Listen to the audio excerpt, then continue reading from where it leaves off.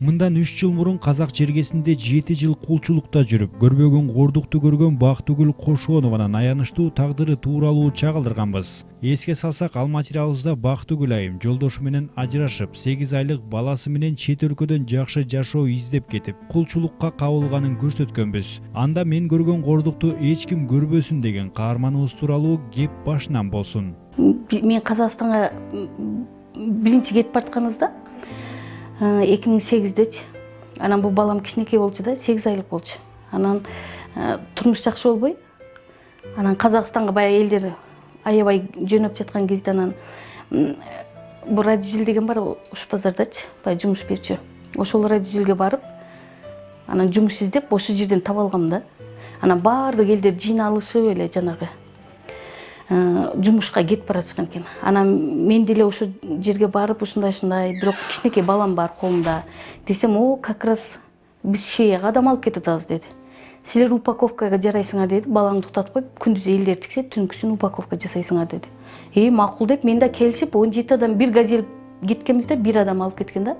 Ошондо мен да илешип калгам да, кандайдыр ушул жака мен бир эле күн жумуш издеп түшүп эле кетип калгам Казакстангачы.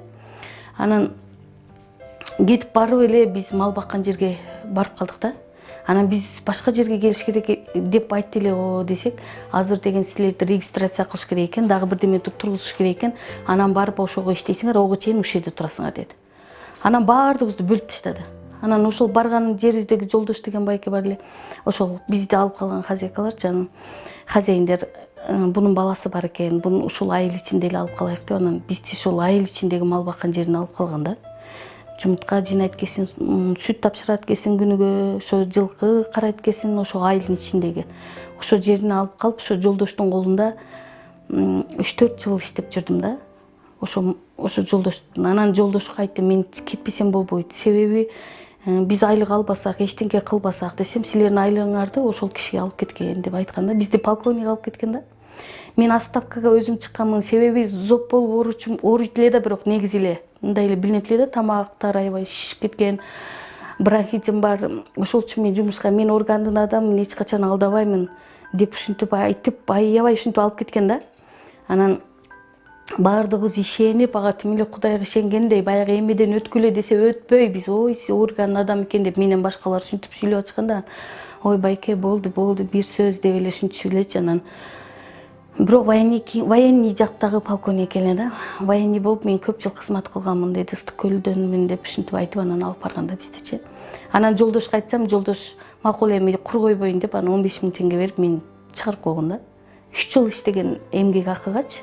Анан балам чоңойду, анан басты ошо жерде. Жөн эле ушу эме болуп эле жүрө бересиң да. Анан жумушчу айлык акы албайт. Айлык акыбызды албаса бизди алып келдик, өткөрдүм, алып келдим деп алып кеткен.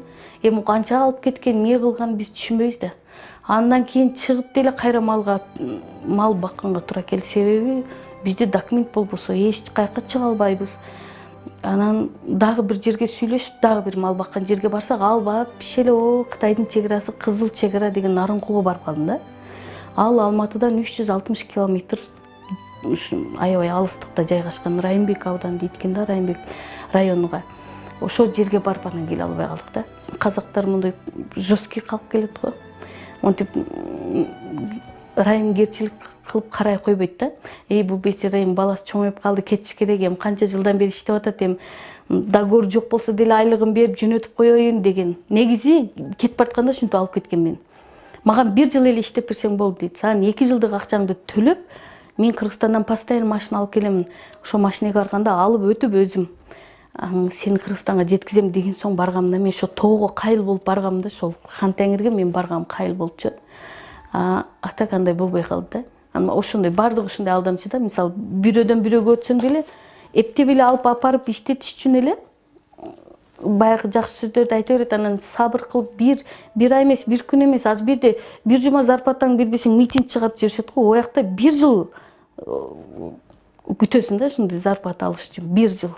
Ошо айрыкча мал баккан жакта 1 жыл күтөсүң. Ошол жерде 4 жыл жүрүп калдым. Анан ошол жерде жүрүп, анан кийин телевизор болор баягындай. Телевизор апарып коюшуп, анан кийин ошону карап отурсам эле Кыргызстан МЧС республикасы деп чыгып турат. Анан шарт эле номерин жазып алдым дагы. Анан кошуна айылга бардым. Мындай соседтер алыс турган соседтер бар да. Шону атка минип алып, анан ошол жакка бардым. Мага телефон керек болуп атат, ушундай болуп атат дедим. Анан кийин ал макул деп берди. Ушундай Кыргызстанбы дедим. Ооба деди. Шартты өчүрүп койдум. Каттык сүйүнүп кеттим да, ошол бир эле эмем ушу ресимди алганда. Анан алло Кыргызстанбы дедим да. Анан кийин ооба Кыргызстан деди, өчүрүп койдум. Кийин ал сообщение жаза бериптир. Мен албайм деп үйүмө кеттим. Анан эртеси күнү булар анан бала чакасы менен биз жакка короо чыгып барышты. Кечегилер кандай адамдар? Чалып жанды койбой атат деди. Анан ол билбейм, өзүм да чалып алдым, просто Кыргызстан деп аткан соң чалып алдым дедим.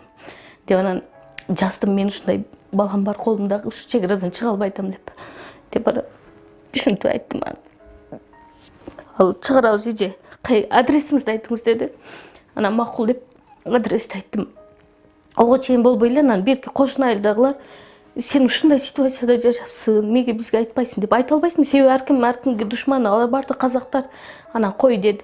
Мен түндө кетем деди, шаарга Алматыга. Мен сени ала кетем деди. Болбойт мындай деп анан кийин хозяиндерге айтпай эле баардык нерсени таштап, чалып, малдардын амандыгын айтып, эсептеп өткүзүп коюп, коросуна камап койдум дагы. Баламды алып Алматыга көздөй кеттик.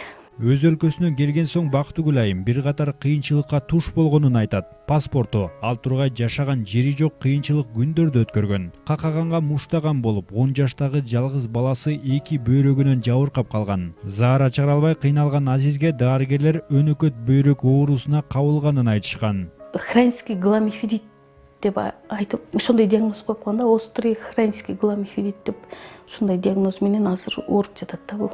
Эми буну ушундай чынбай лечить этип, аябай карап, анан буган ошол күч менен караш керек экен да, мынтипчи, монтип жөн эле мынтип койсоң эле болбой калат экен да. Мен бир жума карабай койсом эле уже балам өзгөрүп калат да. Бир эле жумачы. Бул просто баягы мен мал карайм, только ыстык сукта калып кете берет да, постоянно балачы. Жалгыз калат эми тоо ташта. Анан аерде эми условиябызы жок. Айрыкча кыштын, оякта жаз негизи болбойт. Нарынкол деген жерде жаз көрбөйсүң да. Ошо бирки айылдарга жамгыр жагса, биз турган жерге сөзсүз кар жаап коет. Хан Таңир деген тоодо болдум да. Ол Хан Таңирден эч кар кетпейт да, жай кышы. Может, ошодон деп эле ойлойм да, ушул аябай суук да. Жалгыз балам бар үчүн жаным чыгып жүрөт, айлам жок бирок. Эчтеке эмете албайм. Эми бир Алла жардам берсин деп ошодон эле сурайм, башка эч илажым жок. Анан билбейм, мен врачтар азыр эң слабый дарылар мени дарылап атышат. Ошол менин күчүмдүн жеткени мени дарылашат да. Анан ого болсо биз тез эле түшүп кала беребиз больницагачы. А буга тез эле түшүп калган болбойт экен. Себеби кальцийлер жуулуп кетти да. Тиштери сынып, аябай кыйналбады. Азыр тартып алдым сүрөткө, ошо сыныккан тиштеринчи, чтоб кичине акча болсо, шуну барып зубныйга көрсөтөйүн деп туруп. Бул меге тамырлары каякта бунун? Вот үгүтүлүп эле тиштер сыныпчы, титиреп атат кол буттарым дейт да. Ошо азыр мондой сыртка жакшы көрүнө бергенмен барып ички органдарда эме жок да, күч жок, иммунитет жок аябайчы. Анан кымбат уколдорду назначить этет аябай. Мен сразу эле отказ берем.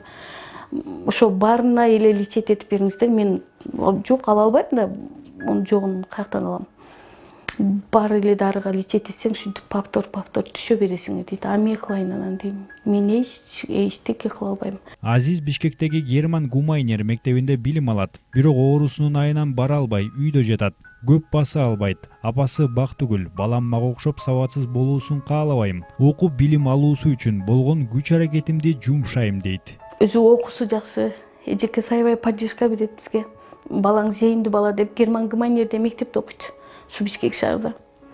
Анан окуусу аябай жакшы, зейиндүү балаң канча сабактан калса да балдар менен жетишип кетет. Тек жакшы кара, окуусуна көңүл бөлбөй, артта калып кетет деп көңүл бөлбөй дейт. Мен сабатсыздыктан ушундай көп чуңкурга түшүп кетип чыга албай жүрдүм дейм да. Бул сабатсыз болуп калууга эч жол кое албайм. Ооруса да окутам деп окутуп атам да. Азыр үйдө окуйбуз, апарып тест тапшырабыз. Үйдө окуйбуз, барып, бирок азырча убактылуу жакшы эле да.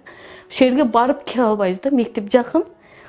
Ошол жерге барып келгенге дагы кыйналып жүрөт. эптеп септеп 2 жумада бир апарып келебиз, 2 жума тапшырмасын бир жаздырып келип алабыз. Окуйбуз минутага кечке чейин ушинтип турабыз да, азырынча ушундай. Мен чоңойгондо доктор болгум келет. Анан эмнени кыялдынасың? Чоңой бертерек бизнес ачыш керек да кая. Эше. Эмне үчүн доктор болгуң келет?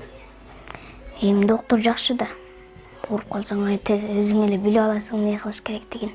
Мектепке барасыңбы? Барыш керек, бирок ооротпойм, бара албайм да.